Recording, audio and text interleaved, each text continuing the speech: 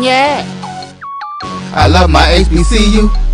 And boy, I love it, love it. I love it, love it. I love my HBCU. And man, I hope my team they won one. Yeah. I hope my team they won one. Yeah. Man, I hope my team they won one. I hope my team they won one. Yeah. I tune into the HBCU Sports Lab to see if my team won or lost. If they lost, I'm quiet as a mouse. But if they won, keep tab. I'ma do the dab, yeah. Dr. Cavil, he know what he be talking about. Mike and Charles, they know what they be talking about. They compress the analytic data with this hip hop. If you know them like I know them, they gon' tell you if your team, if they won or lost, and who the ball, ball. So listen to Professor, yes sir, and pay attention. This is Dr. Cavil with Inside the HBCU Sports Lab with Mike Washington and Charles Bishop. Mike Washington is out on assignment, so we have none other than Trevin Jones, Brother Jones, as he is coming here live from home, giving us that sixth. I'm here, if you can't tell, I'm in Norfolk, Virginia. I'm here at the MEAC tournament.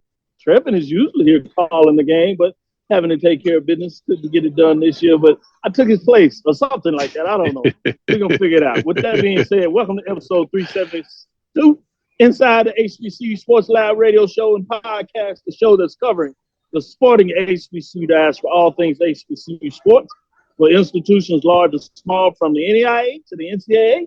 We share insights and information on the HBCU sports culture, HBCU athletic aesthetics to facilitate the story of HBCU athletic programs in the business of HBCU sports. We just call it HBCU Sports Pedagogy. I'm your host, Dr. Kenyatta Cavil, along with my co-host, Mike Washington, Charles Bishop, filming from our home studios, actually live on the road, as we should say. All of us essentially on the road trying to get it done to make sure we can give you your content, because it's that time of year, survive and dance. And we had some teams, as people on planes, the other thing, they were certainly surviving and dancing as you got it going on. In fact, I can give you an update right here in Norfolk, Maryland. Eastern Shore is up on Morgan State, 46-35 at the half. That's on the men's side. We're filming with the Texas Radio Hall of Famer. Give a shout out to Rob Cooper as he gets it done for us. Today's episode of Inside the HBCU Sports Lab was brought to THD Agency, LLC. THD, as you know, is a sporting, educational, consulting, and data company. With that being said, Charles, how you doing? Doing well, Dr. You should be Bill. smiling, man. Yeah, I am. I'm smiling quite a bit today. So, Trevin, your teams are winning. Both Howard University in terms of who you call a game, Norfolk State. No doubt. So y'all should be feeling good. I'm definitely feeling good. I'm just mad I'm not there, Doc. I'm usually there, so I'm glad you're there representing 06, holding it down. I'm happy about that. But you're in my own neck of the woods, Norfolk. I love it there. Yeah, man. You can't show me all the good stuff, man. I'm stopping around. And I'm set up in a spot where they have, they just had the Esports Championship that literally gave the trophy. The trophy went to Howard University. The runners-up was Morgan State University. And they had this exhibition hall where they have music. They have the corporate sponsor with games they have.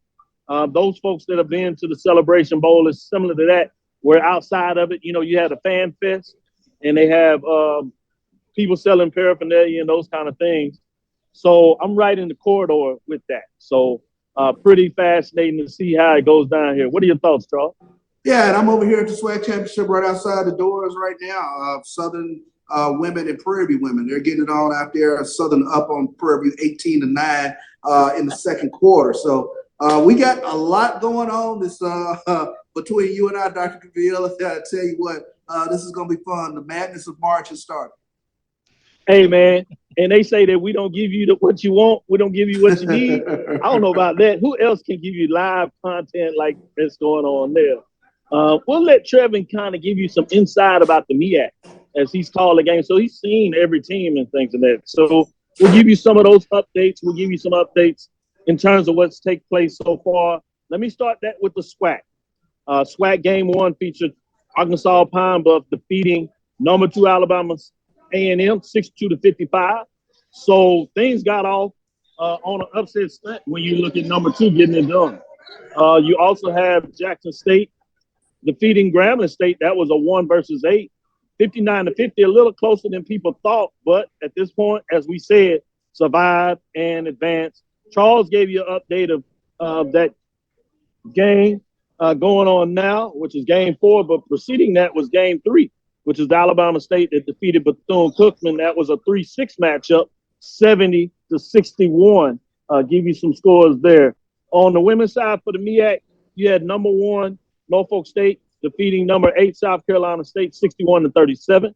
You had another upset, a 2 seed again, following course of what you saw in the SWAC in the MEAC, which was the number 17 Maryland Eastern Shore defeating number 2 Morgan State 49-46. Close matchup there, but they got it done in terms of what that looks like. The game 3 was number 4 North Carolina Central defeats number 5 Coppin State 57-50. You also had Howard defeating Delaware State 67-35. That was a matchup that had 3-6 there in regards to the MEAC. And in terms of the men that went on in the SWAC, Grambling State defeated number 7 Bethune-Cookman, really beat up on them. Number 2 versus 7 was 87-72. You had Texas Southern defeating number 1 Alcorn State 66-62.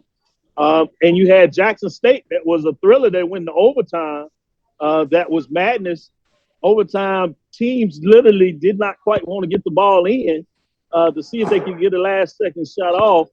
Turnovers like back and forth, trickling down from about 9 seconds all the way to 0 seconds. In overtime, you had a slam dunk that looked like Jackson State was going to seal it.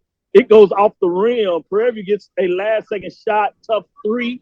Some people say it was a foul, but with everything going on, I don't blame the refs. They was like, "Nah, we're going home." Let it play out. Let it play out. Yeah, let it play out. Play out.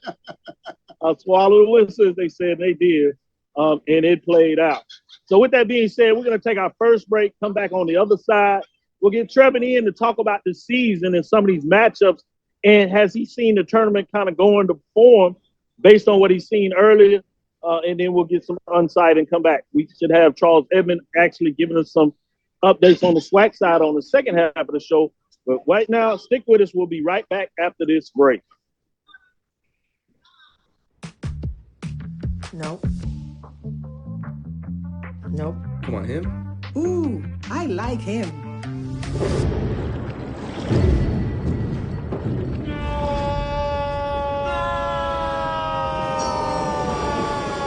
Quick, the quicker picker-upper. Bounty picks up messes quicker, and each sheet is 2 times more absorbent, so you can use less. He's an 8.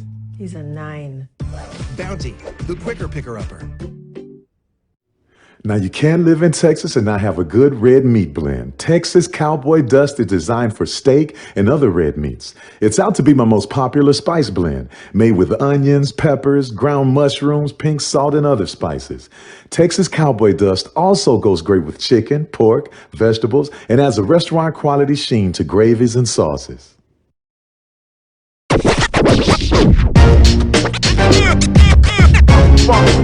It's like a loop machine. All around town, people trying to get down. Vanilla smoked sea salt seasoning is for seafood. The tarragon and fennel bring out the natural sweetness in seafood. I also use it in rice dishes, on yams, asparagus, blueberry pancakes, and believe it or not, chocolate chip cookies. Vanilla smoked sea salt adds a salty and savory component to sweet dishes that create a symphony for the tongue. You're looking for the latest information on Southern University sports, the Southwestern Athletic Conference, and HBCU athletics. There's only one place to go. Tune in to the Carlos Brown Show, exclusively on the Black College Sports Network. Press the analytic data with your hip hop. If you know them like I know them, they gon' tell you if your team, if they want a lot, and who the ball. So listen to Professor, yes sir, and pay attention, cause he gon' teach a lesson. This is Dr. Will inside the HBCU Sports Lab here in Norfolk, Virginia for the MEAC 2023 basketball tournament. Man, I got a chance to do the Hall of Fame banquet and some interviews with the 5 Hall of Famers that were inducted today. Man, it was a great ceremony. They call it a brunch, where they moved it previously where it used to be a luncheon during the football media day. Then post-COVID, they decided to move it with the basketball tournament. Seems to be working out pretty well. So that was fascinating to be a part of that. So I'm having a good time. They're taking care of me over here in the MEAC. So shout out again to Commissioner Steele. Who are the Hall of Famers, Dr. Cavil? Coach I need to pull up the list. Okay. Yeah. Coach Harold Flea was one of them, exactly. Yeah. Hampton, Maryland Eastern Shore were represented in terms of that. And I'll pull up the list. I have it in front of me. I think I have some of that. But with that being said, let me get with Trevin, give you an update. What do you think of the tournament thus far? Man, I even love it. I'm not even there, Doc, because I already know what happens every year when the MEAC tournament comes around. There's plenty of upsets. You can never count on. I'll tell you what, and I'm probably going to be all over the place just for a second, but you alluded to the game that's going on right now, Morgan State and Maryland Eastern Shore. Maryland Eastern Shore is always a problem. I don't care what their ranking is. I don't care, especially on the women's side of the tournament. They always come in and they make some things happen. I know that they're playing right now. Whoever wins that game will actually take on Howard tomorrow. Coach Kenny Blakeney and his Bison are 20-12 right now. I think it's their first 20-win season since 1987. So, you know, they're rolling. Like, I watched this game, the last regular season game of the season against Norfolk State, and Howard just caught fire. And they seem like they're holding on to it right now. Kenny Blakeney can go 10 deep. So anytime you can go 10 deep this late in the season, you're going to be a problem for the other team. The only issue is they split each game during the regular season with either Maryland Eastern Shore or Morgan State. So either one, I mean, once those teams get there, they're very familiar. So that'll be a battle there. I'll tell you who else to keep your eye out on. Coach Lavelle Moulton in North Carolina Central. I don't care what his record is. Some good basketball. Yep. Yeah, all the time. And Coach Moulton seems like he gets his Eagles ready and peaking at the right time. So they're waiting the winner of tonight's game between Norfolk State and Coppin State. Now, I'm a Spartan, but I also work for the Bison. So if you ever see a Spartan riding on the back of a Bison to the promised land, that's me. I know that's corny, but I put it out there. I say that all the time. So tonight's game, though, is going to be interesting for you, Doc, because it's a rematch of last year's championship game. Norfolk State played Coppin State in the championship. But see the record. Well, it won't matter because we're in the tournament. Coppin State is 9-22. Coach Dixon trying to get his people going over there, and then Coach Jones, another 20-win team. You know, they're 20-10, the Spartans. But last year, the Spartans beat Coppin State in the tournament 72-57 in the championship game. So this is going to be interesting. But I think that the Spartans have too much going on. I mean, when you're looking at Norfolk State, Joe Bryant is the man. I think a MEAC Player of the Year, but also Charles Pratt. They got to pay attention to Chris Bankston because Chris Bankston is the second leading scorer on the team, but he's also the leading rebounder for the Spartans. So that's going to be interesting. So if Bankston can get up, and I think Bankston has he's a long player, but he has like a 44-inch vertical, if I'm not mistaken. So it's like, man, okay, you're already tall. Why you need a vertical? See, God just gave too much talent to one person. I shouldn't say that. I take it back. But anyway, on the women's side, though, pay attention because on the women's side, you got the games already set for the semifinal. You got Norfolk State taking on North Carolina Central. Coach Larry Vickers taking on Coach Stafford Oldham's team. And then you have, and the Spartans are 24-6 on the season, where Central is 15-15. And then you have Coach Fred Batchelor and the University of Maryland Eastern Shore. Just like I said, they're always a problem, especially on the women's side. They're going to face the defending champion Howard and Coach Ty Grace. Now the Bison are 16-13 at this point. The Eagles, they upset, like Doc said, they upset Morgan State earlier today. So they're going into the season, to the game with a record of 10-19. If you're not there, you need to be there. That's all I got to say. For the Spartans, though, Norfolk State, because last year Howard and Norfolk State played in a championship game, and I kind of shut up because when you give me the mic, Doc, I kind of don't give it back. So I make sure that I do give it back to you. Last year in the MEAC championship game, Howard beat Norfolk State 61-44. So they smashed them. And it's like I was heartbroken and happy at the same time. You know, I said I was starting in the Bison. But this year, pay attention to what's going to go on because I think the Spartans, they have like the big three. Kiara Wheeler, Camille Downs, and Deja Francis. They all average double digits when they're scoring. But the Bison, I cannot disrespect Coach Ty Grayson or Bison because Destiny Howe, Asia Hudson have been doing their thing. So it's going to be exciting. If you can't tell, I'm excited, Doc. I'm not even there, but I already know how it goes. So, I mean, the excitement reaches all the way up to wherever I am, and I don't even know where I am right now. But anyway, Norfolk is the place to be, aside from the SWAC tournament, Charles.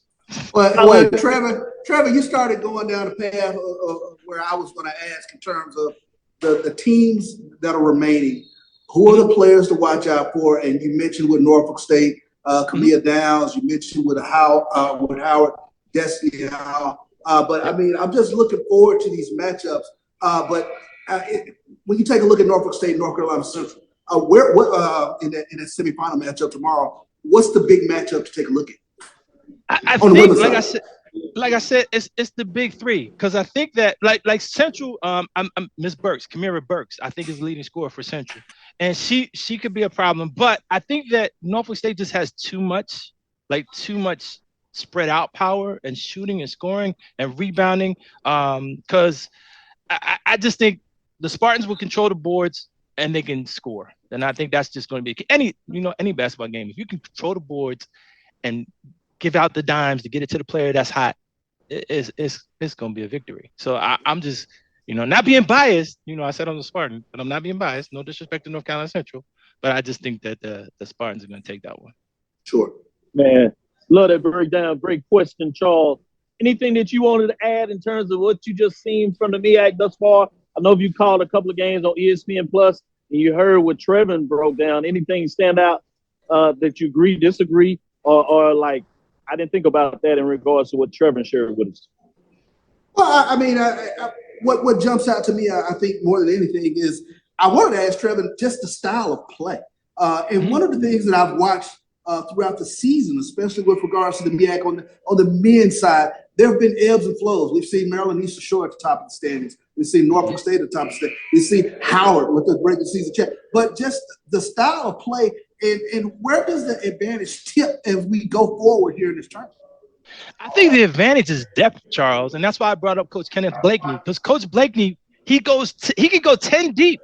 And when you're at this point in the season, if your team is peaking like they are, shooting from beyond the arc, I think they're shooting 50%, if I'm not mistaken. If you're shooting like that from beyond the arc and you have the players that are confident to do that, and you can actually sub in 5 players and take 5 players out, that's crazy. So, and when you talk about ebbs and flows, I like the style that the Bison are doing with Coach Blakeney because he runs. They have an up-tempo style, and they push the ball. Like Norfolk State, when they played them in the last regular season game, Norfolk State tried to slow them down, and they couldn't do it. Keep in mind also, Charles, and think about it when you see these scores, especially you, Doc, being in Norfolk at the MEAC. We just said that the Bison scored 91 points in their win over South Carolina State. North Carolina Central scored 89 points. So when you're asking about the flow, Charles, I think these teams are running it, and I think Coach Moulton, Coach Blakeney, they just have their teams peaking at the right time. Wow. It's very interesting. Very interesting to take a look at. It looks like we might have lost Doc here. Trevor, let me follow up there with another quick question. And we talked about it on the men's side of the equation, but on the women's side of the equation, again, going forward, styles of play. We always talk about styles make fights, if you will, but just going into it, where does the advantage tip toward on the women's side? I think it's the boards, to be honest with you. Like Zamara Haynes for Maryland Eastern Shore. They upset Morgan State today. But when you have somebody that can control the boards, and that's why I say Norfolk State might have an edge because they have 2 players who are very good on the boards, and that's Wheeler and Diarra. I think they're averaging 8 and 6 rebounds respectively per game. And I think when you can control the boards, whether you're running or not, whether you want to walk the ball down court or you want to race it down court, if you get control of the boards, that's the key factor. And I think when you watch these games, like I said, for the women, it's Norfolk State, North Carolina Central, and then you have Maryland Eastern Shore and Howard. Watch who controls the boards. Again, Howard might also have the edge because they have Chrislyn Marsh, Ford Dixon. Those ladies, boards, they eat up the boards. So once you get control of the boards, it's a wrap, man. Rebounding and defense. It makes a difference. Yeah. Well, it looks like we got Doc coming back in. Doc, you want to take us into a break here, or what we got? Yeah, this is Dr. Bills inside the HBCU Sports Lab. We'll go into this next break. We'll come back on the other side, talk a little bit about the mid-majors poll updates. Not much there, but a couple of teams got some big wins. A couple of big wins in the NCAA tournament, and then we got the Division II tournaments coming up. We'll be right back on the other side. Stick with us, Dr. Bills, inside the HBCU Sports Lab. I'm in Norfolk. Charles is in Birmingham, and Trevin is bringing on the other side. We'll be right back after this break. A Group is a Florida-based marketing and training consulting firm. We help businesses communicate to their target audience and engage them in conversation. We also help to expand their audiences, which will ultimately result in growth for those organizations. In addition to being a certified constant contact specialist, my colleagues and I are also certified in John Maxwell Leadership Principles. We use these proven principles to conduct workshops, training, and private coaching sessions for individuals and companies looking to take things to the next level. Contact us to schedule a free consultation. Issues today, don't delay, call Cuvée. Since 2002, Empowerment Resources, Inc., a nonprofit organization, has empowered more than 1,500 youth and adults in Duval and surrounding counties through its programs Journey into Womanhood, Girls Mentoring, Life Skills for Teens, and Parenting Education Coaching. To get involved with programs, volunteer, or donate, visit www.empowermentresourcesinc.org. Follow us on social media, facebook.com/empowerment.resources and instagram.com/empowermentJAX. From novice to aficionado, find yourself here. High quality cigars plus personal customer service. Slow Burn is Waco's only mobile cigar lounge, featuring a meticulous, curated collection of premium cigars. Visit our website, www.slowburnwaco.com. That's www.slowburnwaco.com. Impress the analytic data with the hip hop. If you know them like I know them, they gon' tell you if your team, if they want a lot, and who the ball. So listen to Professor, yes sir, and pay attention, cause he gonna teach a lesson. This is Dr. Bill with Inside the HBCU Sports Lab here, live in Norfolk. Charles is in Birmingham, Alabama. I'll fly in actually to join Charles tomorrow in Birmingham, Alabama, to kind of close things out. Trevin is giving us an update on the MEAC and just letting us know how the other side, to make sure y'all get your all your greatest and latest news there. Thanks all that have joined us. Ron Waters, talking about Hell Wildcats. Ricky Burton is on here. Gene Holly talked about the tough loss for Prairie View. Women are down now. Tough, taking it to the chin. Chuck Hunt is in the building. Jerome Sutton, Chief Sutton is here. Wendell Davis says, nice jacket. Yeah, I got this little jacket here showing out a little bit. Man, everybody asked me about the jacket, man. I need to be able to sell them. I'd make some money. Brandon King, Lennon Lowe is on here. John Richardson, Edwin D. Moore is in the building. Also checking us out. Brandon King, HBCU Heritage Center is checking us out. Appreciate all you all. With that being said, as we get it going on the NIA team, Langston has made it to the last 16, if you would, in the NIA, as they've won their first two games. And you also have Tougaloo in terms of what they've been able to do.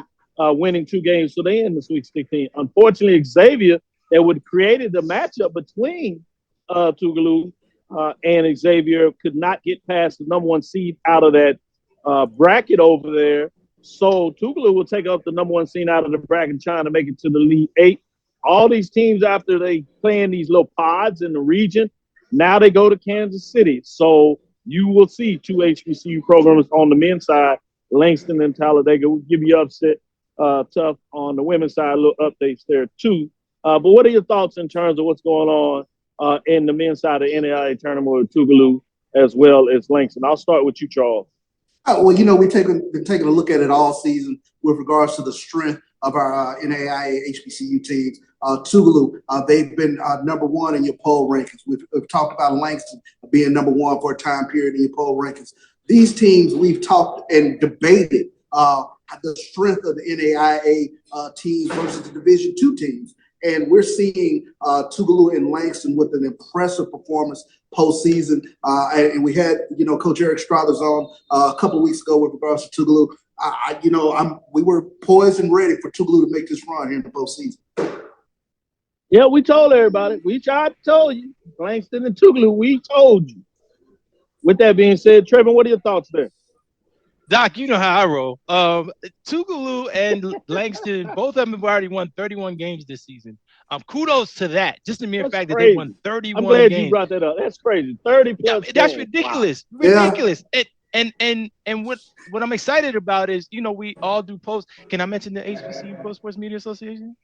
Yes, please do. Well, all of us are part of the HBCU Pro Sports Media Association, even Mr. Evans over there. And if you don't know what that is, just look it up. Google it. Go to hbcuprosports.com. You can check that out. Definitely check that out. But what I want to say there, Doc, is, we all look at the HBCU platform and spectrum. And when it comes to basketball, and you made a great point, when anyone has rankings or polls, it's for the benefit of the institutions to get them the recognition that they deserve. And the NAIA schools get disrespected. Last year, our champion on our poll at Urban Media Today, and if I can put in a plug right there, we do a top 25. Yeah, put it in a plug. We do a top 25 HBCU rankings, men and women, and have been doing it for 6 years. So now, if you didn't know, now you know. UrbanMediaToday.com, check it out. And we do it on a weekly basis, just like everyone, like we do with the HBCU Pro Sports Media Association, because everyone doesn't do it. But we already know. And I'm getting back to what I was saying. I told you, Doc, when you give me the mic, man, I might not give it back. But anyway, Tougaloo and Langston. He forgot I got the mute button. Oh, you got the mute button. Okay, that's cool. One thing about Langston is Coach Wright. He coached Talladega last year. And he coached Talladega to the national championship. As far as our rankings were concerned, he made it to the finals of the NCAA tournament. So now he goes from Talladega to Langston, and Langston knocks out 31 games, man. 31 games. That coach could end up back in the championship again. Yeah. Good points made there. With that being said, when you look at it, you got some of the NCAA Division II matchups going on here. I do want to give a little update as we can get into the poll rankings. Let's bring up the mid-major, if you would, poll rankings on the women's side. Give those updates, if you would, Roy in the background pulling up. So you see dropping out this week was West Virginia State, the Yellow Jackets. They did get the bid to the NCAA Division II, so I was good to see that as they play in the same region as the CIAA champion. Elizabeth City State. So it'll be interesting to see what that looks like in terms of them moving forward. And I should say Fayetteville State in terms of teams getting going there. With that being said, getting some votes is that Fayetteville State Broncos. You got West Virginia State Yellow Jackets as well as Lincoln, Pennsylvania Lions. Let's get into top 5 programs and see what that looked like in terms of your number 5 program. Giving it to you is that Elizabeth City State Vikings team, 19-10, 14-2.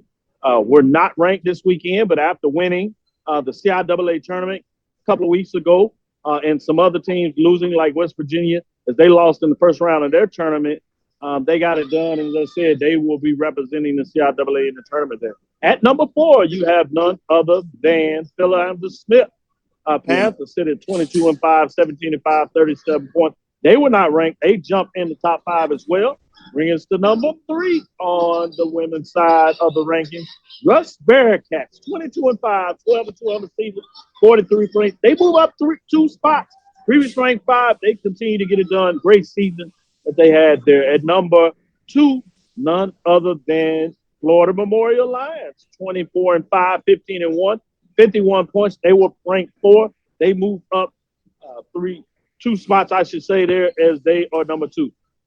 Number 1 in week number 9, closing out the regular season and some tournament seasons before they get into national postseason play is none other than Tuskegee Golden Tigers. Obviously, they also make the NCAA Division II national tournament 22-3 as they got a great season there. Ranked number 1.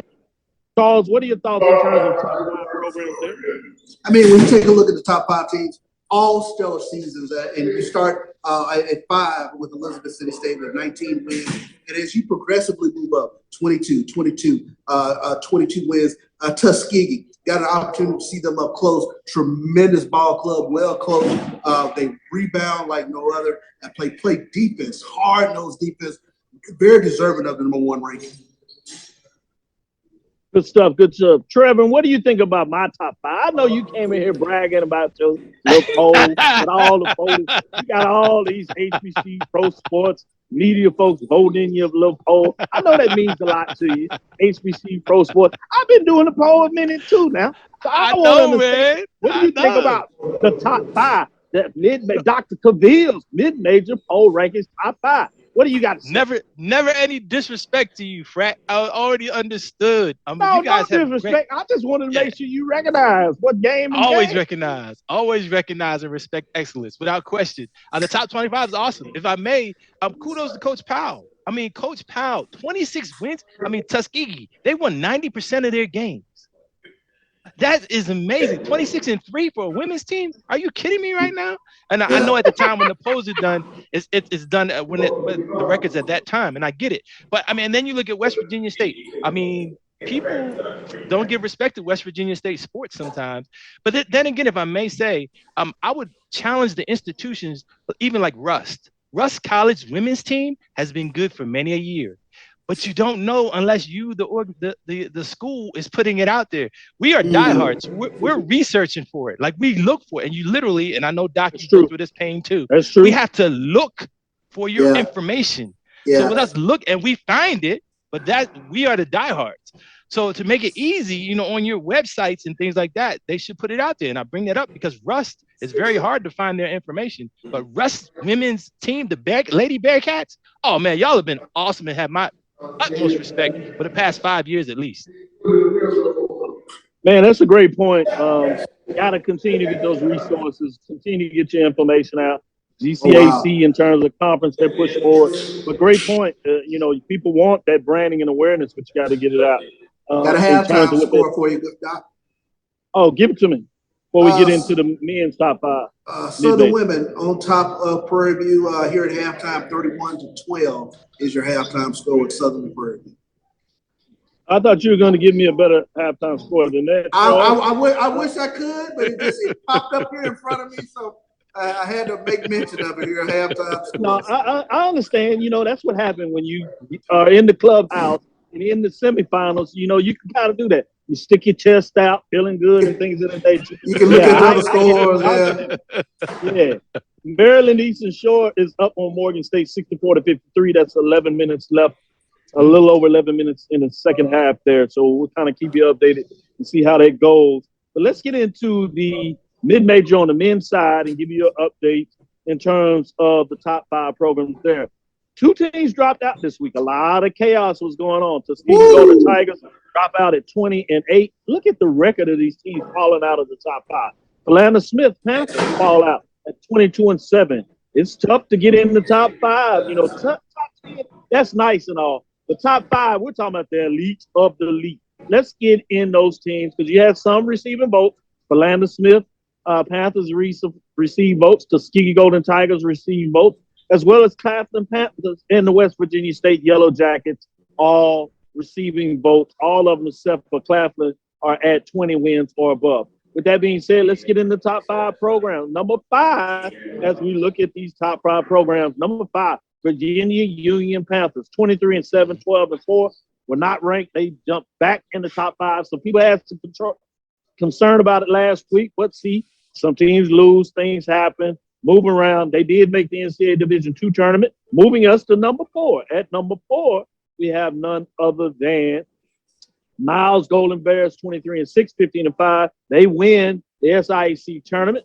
They were not ranked, 53 points. They get the NCAA Division II bid as well as they continue to climb and get in the top 5. At number 3, who is number 3 this week? Winston-Salem State, 20-8, 9-7. 61 points, previous ranked 5, jumped 2 spots in the top 5 after they won the CIAA tournament a couple of weeks ago. They also get the bid to the NCAA Division II tournament. At number 2, who do we got at number 2? Langston Lions, 22-7, 20-2, 3 first place votes, 76 points. They rank number 2. They're getting done in terms of the top 5 programs.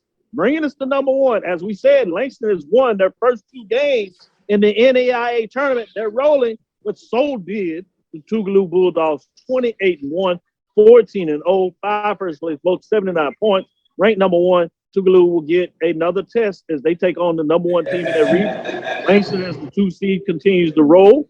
It'll be interesting.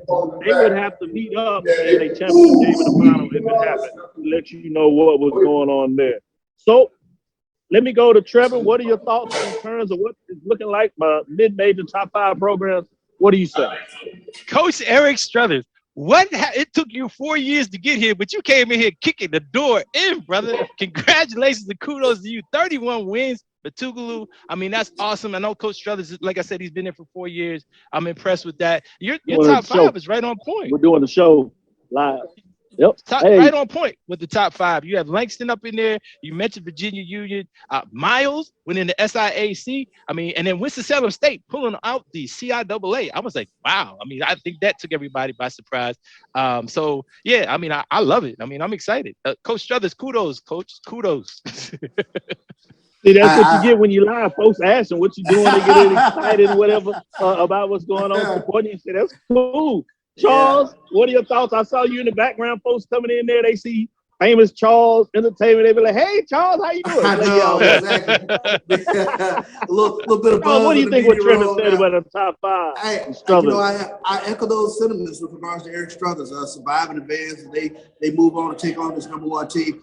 Keep an eye out for this score. They have a young man by the name of Trajan Fielder. He went off in the last game, 25 points. I hit 5 3-pointers. They have a double machine down low as well, and Daryl Jones. So they have those elements that can take them far. They can take them all the way to the championship game. They have great scoring and great rebounding. Like you said, I take my hats off to Coach Eric Struthers. Took him a while to get here, but he has definitely knocked in the door since he's gotten in here. Good stuff. Good stuff. Let's go to our next break. We'll come back on the other side if we can get Charles Edmonds in the building, see what he tells us, his thoughts as he's been at the tournament. You talking about Panthers feeling bad with the upset. Well, he got it done with the Tigers. The other thing, Charles, that we get to smile, man, we take 2 jabs at this, man. We got a couple of teams we can cheer for being alumni, both Jackson State and Texas Southern, Prairie View and Texas Southern. So, hey, it's not our fault. 212, 210, 20%, go up a little bit, 22. We'll take it. It is what it is. At times, we just keep smiling. But seriously, that was an intriguing battle. We told everybody coming into it, that's a tough matchup. We saw it last year when they took on 8 seed Prairie View.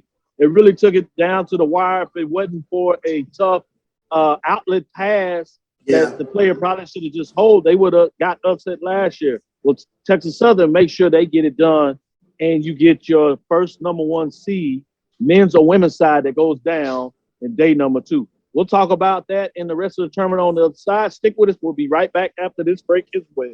It's never too early to plant the seed, to share the tradition, and instill a sense of pride in your HBCU with your little ones. HBCU Pride and Joy Children's Boutique helps you share your school spirit with a wide selection of adorable kids' apparel and accessories officially licensed from your favorite HBCU. Visit hbcupridejoy.com and follow us on all social media at HBCU Pride Joy on Facebook and Twitter. The human voice has always connected audiences with experiences. Major brands all across America have trusted Kever's voice time and time again. Conversational, powerhouse, intelligent, and sincere. That's the voice you need for your creative marketing process. KEAVERSVOICE.com. Kever's Voice, Kever's Voice, KeversVoice.com. Always on, all the time. Are you hungry for authentic Caribbean food like jerk chicken, oxtail, red snapper, shrimp, tofu, and rasta pasta? Well, find your way over to Mango's Caribbean Restaurant, 180 Auburn Avenue, right next to Royal Peacock in downtown Atlanta. Them belly full, but we hungry. Mango's Caribbean Restaurant, open daily from 11 a.m. to 10 p.m. And on Friday and Saturday, we're open till 4 a.m. Come to Mango's and put some spice in your life. Oh, we've got a good thing going. Mango's Caribbean Restaurant, 180 Auburn Avenue, right next to Royal Peacock in downtown Atlanta. For more info or directions, call 404-698-3992 or log on to mangoscaribbeanrestaurant.com. For instant coupons, text MANGOS to 313131. Tell your mama hungry, papa hungry, brother hungry. Mango's Caribbean Restaurant, authentic Caribbean cuisines. Open up the door, tell your mama hungry. Press the analytic data with your hip hop. If you know them like I know them, they gon' tell you if your team, if they wanna lose, and who the ball. So listen to Professor, yes sir, and pay attention, cause he gon' teach a lesson. This is Dr. Cavil with Inside the HBCU Sports Lab. We have Charles Bishop, Trevin Jones, and Charles Edmonds in the building. We even might have a sneak view inside of Ken Rashad. I heard he's sneaking in the background on there in Birmingham. He does. Ken over here, legend, packing away, the man, the myth, the legend himself. Trying to write the stories. I know it. Charles, welcome back to the show. How you doing today? I'm not doing well, man. I'm still shocked and stunned and disappointed and hurt in my feelings. You know, that was a huge loss last night. But congratulations to Texas Southern. Yeah, great point. We won't rub it in. We certainly understand when you get that connected to a program. That's why we wanted to bring you all both on. Trevin Jones, as he calls for Howard. You called the game masterfully, both of you all. You in terms of the radio, Trevin in terms of the PA. You get attached to coaches. You get attached to players, even though they tend to be there short time, 2 years, sometimes 3 years, ultimately 4, maybe 5 if you're lucky in terms of grad year. COVID extended some of that, but you see people mature in a way in certain things, their maturation through their schooling. And you see coaches as they build and they grow. You see their ups and downs, sometimes at the weakest point. So I certainly understand what it means when you say you get those feelings too, even though when you call in the game, people don't understand you're a neutral observer, but those emotions are naturally there. So I appreciate you even talking about that a little bit. And we tease you because you care, but the fact that you're honest and open about that. What I wanted to get, though, a little bit is your thoughts on the overall tournament, and then maybe we'll dissect a little bit about that matchup and what you saw that maybe those that weren't watching are watching to see if you thought the same thing. But what have you seen with the overall tournament thus far? Well, for me, I mean, it's in day one yesterday, the turnout wasn't kind of what I expected. You know, as far as our game, the fourth game, a number of Braves fans there, but kind of a typical day one, you know, Wednesday, you start early, you finish late, and so I think the crowds will pick up once we get to the weekend. But I tell you what, it's been some upsets. You know, you had a women's upset right off the bat, which I kind of called on the Sports Zone the other day. UAP beat Lady Lions, upsetting Alabama A&M. I called that one. And then, of course, at the end, you did. You know, our Braves lost, you know, for the third year in a row. Landon Bussey can't beat Texas Southern. And it's been the same old dead horse every time. We get beat on the boards. You know, they just make tough, hard-nosed plays, something we've been doing all year until we get to Texas Southern in the postseason. But this is what March Madness is all about. And you know, Landon Bussey hates losing more than he loves winning. So he said last year's championship game stuck with him all the way through maybe the first part of non-conference. I'm sure this loss is going to stick with him even longer. It's a tough pill to swallow. Talk a little bit about in terms of what is the make of Texas Southern that allows them to play, you know, the style that really works for a tournament versus what you see teams maybe play in a regular season? I think Texas Southern's bigs, you got John Walker III, who was really a beast inside. And I think Texas Southern would have been even better. This team was a 7 seed. No, I'm sorry, an 8 seed. But they had 2 players transfer, Yahusas Rasas and ETN that transferred to Southern University. Those were 2 huge transfers. And I think that's the reason why they were a 7 seed. If they had those 2, I think Texas Southern would be pushing towards the top. But I think the difference to me, they got PJ Henry, who we contained last night. 10 days ago we played him, he had 41. We contained him a little bit last night. But Texas Southern, I think, just has a good combination, a good blend of size, girth, length, and I think they put that to the test. It is something that we just have a hard time matching up with in the postseason, because as we know in the postseason, the game slows down. You're not going to get those 80-point games like we've had. And so I think that was the big story last night. I think Texas Southern's going to be a tough out. They were hurt at the beginning of the year. They started out 0-5.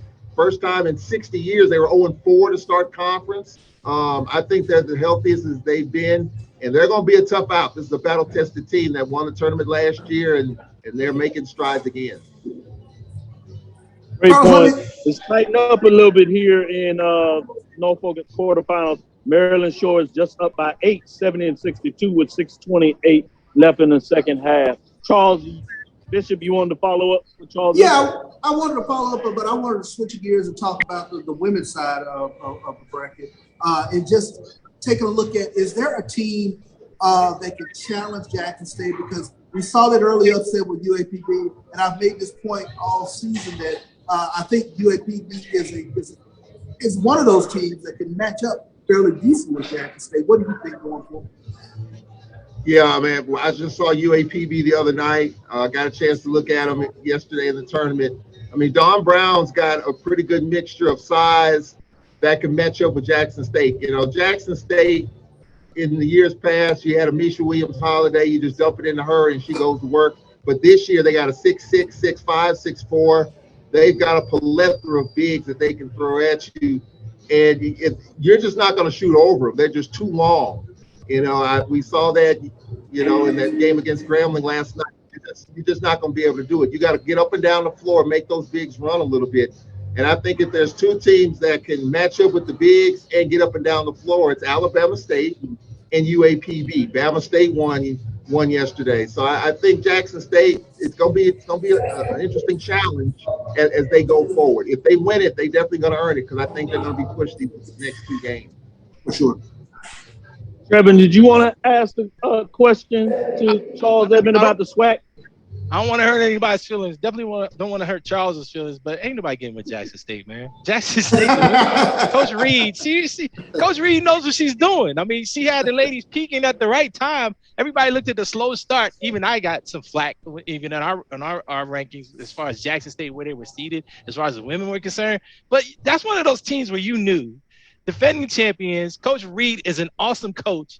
She's letting her players actually get into the game. She's letting the game come to her players. So, Charles, and I mean no disrespect to anybody else who's watching this, ain't nobody getting with Jackson State, man. The ladies are going to win the SWAC tournament. I'm sorry. That's just how I feel.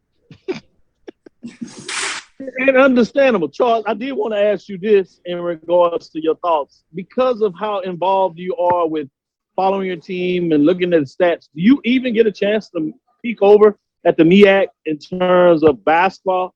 I'm sure you do it for football in terms of that, but any chance that you get to kind of keep an eye on what's going on in the MEAC? To be honest with you, no, I don't. And I apologize as a person that's a graduate of HBCU, works for one. I should be more well-rounded on the other aspects of HBCU sports in all conferences. So to be perfectly honest with you, no, I do not. As far as the MEAC is concerned, I know that the conference has shrunk a little bit, and I hope we get it back to full strength. But that's as far as my involvement with the MEAC. I really don't follow it like I should, and I have to apologize for that. No need if I can jump in there, there's no need for Charles to apologize, right? Because that's hard. I say that. That's not easy. I'm sorry. It's not my show, Shut up. No, you're right. I agree with you. I was going to say the same thing. No need to apologize. So I'm glad, Trevin, that you jumped in there And we're all here. It's not about that in terms of that. We just try to play the point. And sometimes, we share the ball in terms of who takes over the point. Just like when we had the technical issue, Charles was able to bounce up there. But I think you're right in the money when you talk about the challenges of following that.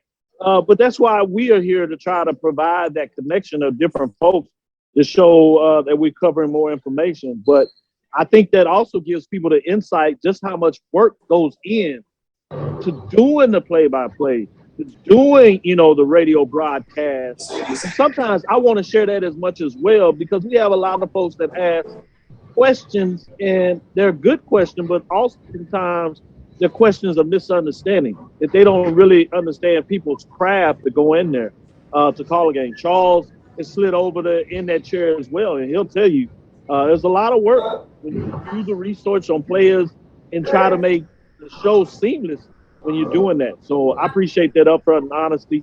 We're going to take our last break, come back on the other side before we close the show a little bit. And what we'll do is we'll just get your final thoughts on these tournaments, particularly for you, Charles, and the SWAC. Trevin, for you and the MEAC, any final thoughts going down the street?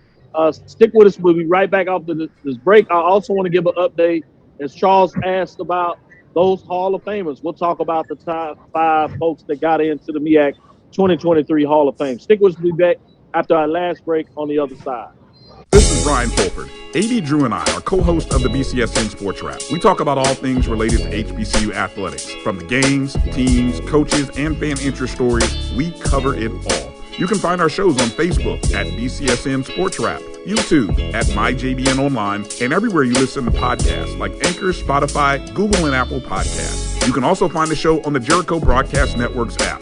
Make sure to download. We look forward to you joining the conversation and being a part of the show. T. Madden & Associates is a sophisticated and experienced law firm located in your neighborhood. We're turning injury to cash. T. Madden and Associates obtained almost $2 million for my injury. They turned my injury to cash. Now, we can't guarantee how much your injury is worth, but we've recovered millions for our clients. Call T. Madden & Associates at 833-PAID-123. That's 833-PAID-123.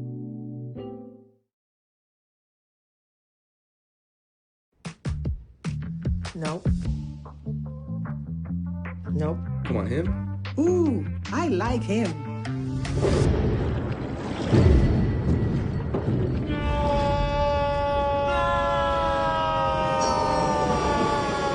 Quick, the quicker picker-upper.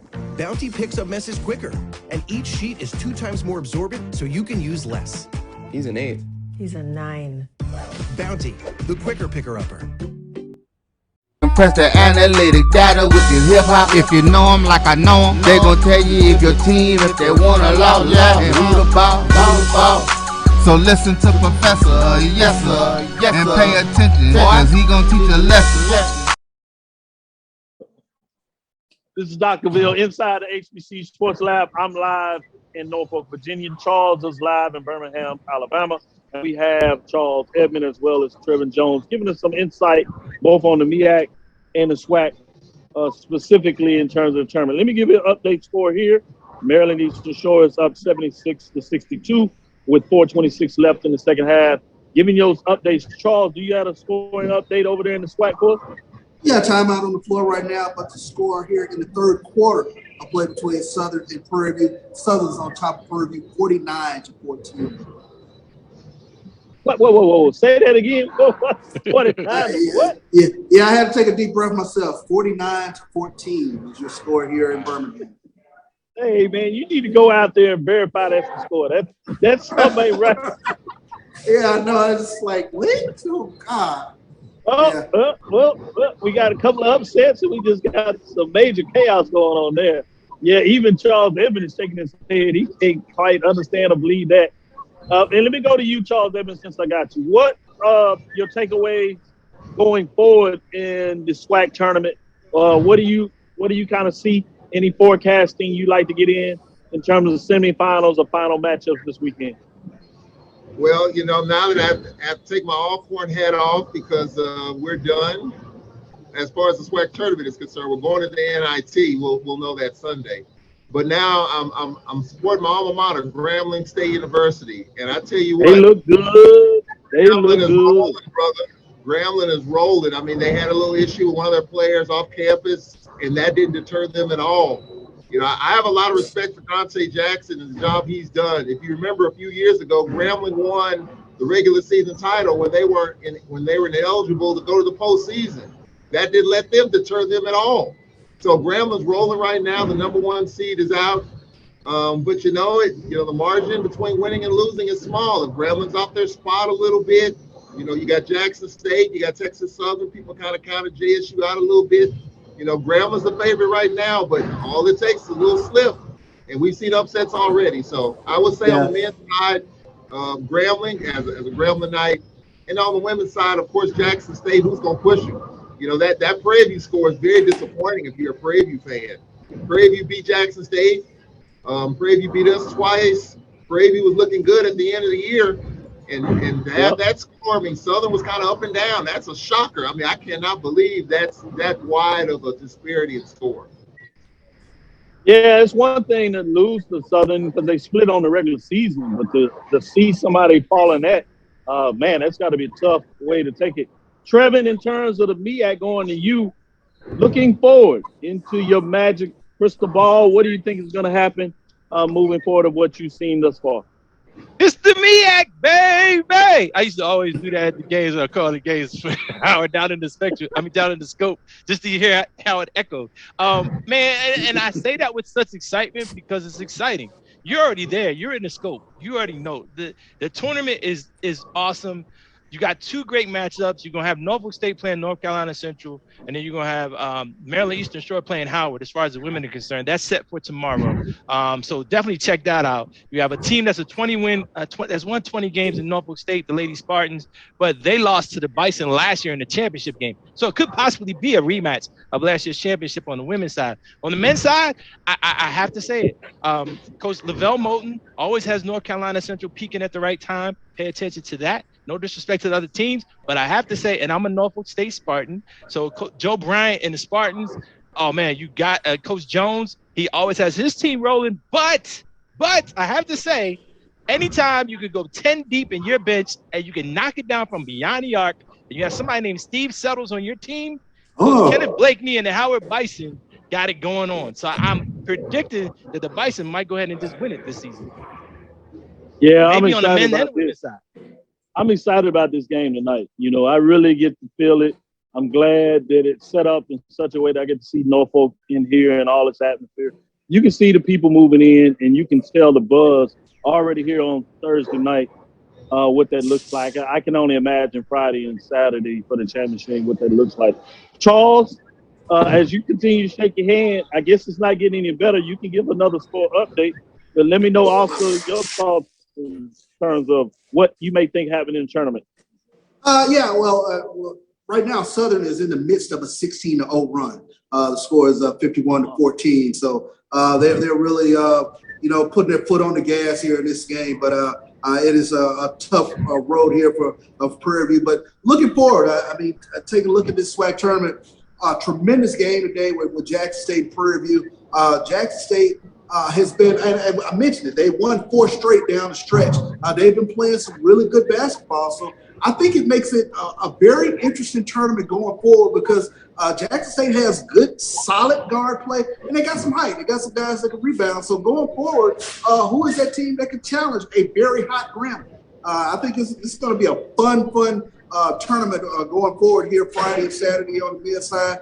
And then you mentioned it, Charles Edmonds, in terms of the teams that can match up with this Jackson State women's basketball team. Alabama State, 2 first conference, all conference performers with regards to Alabama State. And then when you take a look at UAPB, they always play Jackson State so hard, so tough. We saw it last year in the SWAC tournament. We've seen it in the regular season. They're always playing Jackson State tough, and they come up short. So who are those teams that can challenge the kingpin that is Jackson State women's basketball? Yeah, want to close out there. Get Ken Rashad, give him a shout out, at least give a wave to the people, all the folks. Tell them come in where we show. He just walked out of here. He went back to go take I want to shout out to Lynn Thompson that is down here and showing me most gracious support and love. If you would lean down just a little bit, so wave at the folks, give them a big shout out. Want to shout him out. Right in, I got a chance to interview the Hall of Famers here for the MEAC. That's Joshua Blunt, Delaware State. Basketball, as he won several championships. Sierra Brown, Hampton, 3-time All-American at Hampton University, came in and did a great job. Gary, coach, as we like to call him, Gary Fleet, Howard University, wide receiver. Got a chance to see him really get to celebrate going into the Hall of Fame. Great class. Ramona Riley Bozer, a Morgan State coach there, legendary coach Morgan State with the volleyball program, kicking butt, taking names. Also coached softball during the time where you had coaches that coached a little bit of both.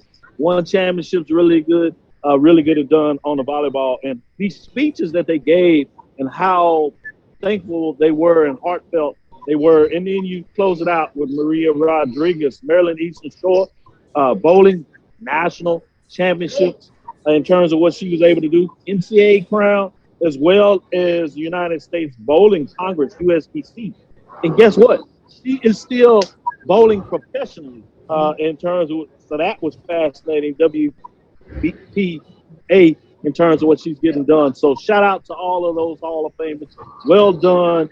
Really want to appreciate Lynn. Give me an opportunity. Commissioner Steele, and what they're doing, the energy for the MEAC, all those MEAC folks out there that follow us and watch us.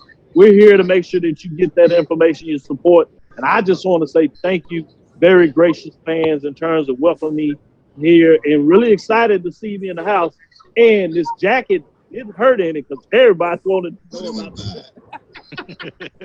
it. So with that, coming to a close, just wanted to say thanks to everybody in terms of supporting us. Like always, place to be. All our listeners out there want to say thank you for everything. As we come up, get a little bit of noise here. And give you a closeout to say thanks for joining us as we are on the road, giving you all the updates as you can see. Shout out Charles Edmonds to make sure he gets the wave in there. Say hope is not dead yet. Eternal, as they say with the fans. I love it in terms of bringing it all day, every day, in terms of what that looks like. This is Dr. Cavil inside the HBCU Sports Lab. Hope you enjoyed our show. You know you can catch us every Tuesday and Thursday at 6 o'clock. Check out HBCU Sports. Trevin Jones, tell them how they can catch you. Just check it out, urbanmediatoday.com and Ice Cold Alpha on Twitter. You can check that out. And then HBCU Pro Sports Media. Edmund, how can they follow you? Charles Edmonds. I'm on Twitter, Tall Man Radio. On Facebook, Charles Edmonds. Real good, real good. This is Dr. Cavil. We're calling it the show inside the HBCU Sports Lab. We'll be out, and we'll check you out to this break. We'll close out everything. Appreciate everybody. Y'all be safe. I'll see you down there tomorrow, Charles. Dr. Cavil's inside the HBCU Sports Lab. We're out. Enjoy the game, Doc.